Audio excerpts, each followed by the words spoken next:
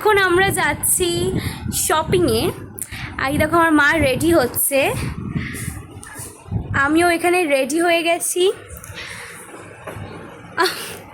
আমার সানস্ক্রিন মেখে। আর মা রেডি হয়ে গেছে মায়ের সানস্ক্রিন মেখে। মায়ের আর আমার সব কিছু আলাদা আলাদা, সাজ আলাদা, সানস্ক্রিন আলাদা। কিছু বলো মা। দেখতে পাচ্ছিস মা এখন পাউডার ঘষছে মুখে, বিকজ বিশাল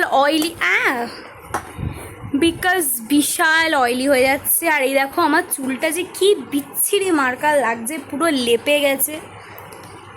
আমারটাও তো লেপে। হ্যাঁ, কি করব, ওই জন্যই খোপা করে নিচ্ছি। আজকে বেসিক্যালি শপিংয়ে আসিনি, আজকে বেসিক্যালি হচ্ছে আমার মা এক্সচেঞ্জ করাতে এসেছিলো তার একটা জামা। সো মানে জামাটা গিয়ে দেখে ছোটো হয়েছে, তাই জন্য ওটাকে এক্সচেঞ্জ করাতে নিয়ে এসেছিলো আজকের মা। তো সেটার বদলে আমার মা বাজার কলকাতা থেকে কিচ্ছু খুঁজে পাচ্ছিল না, কিচ্ছু না। মানে তারপরে অনেক ঘাটাঘাটির পর, অনেক দেখাদেখির পর মা লাস্টে এই ড্রেসটা নিল। এইটা সেসব কে পরে এরকম এখন? দেখ কত সুন্দর, এটা গায়ে পরে দেখলে ভালো লাগবে। না, অতটা ভালো লাগছে না। এই সামনের কাজটা দেখ কত সুন্দর, কাজটাই শুধু সুন্দর লাগছে।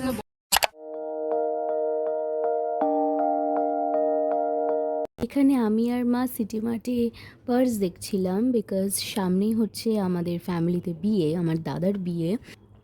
দেখছিলাম যে কোন পার্সটা ভালো লাগে। আলটিমেটলি আমার মা আমাকে একটাও নিতে দিল না, বললো শুধু দেখে রাখ, পরে এসে নেব। সো আমার এখান থেকে অনেকগুলোই পার্স পছন্দ হয়েছে। তারপর আমি এখান থেকে কিছু অ্যাক্সেসরিজ দেখছিলাম, বিকজ আমার না এরকম ছোটো ছোটো কানের পরতে ভীষণ ভাল লাগে।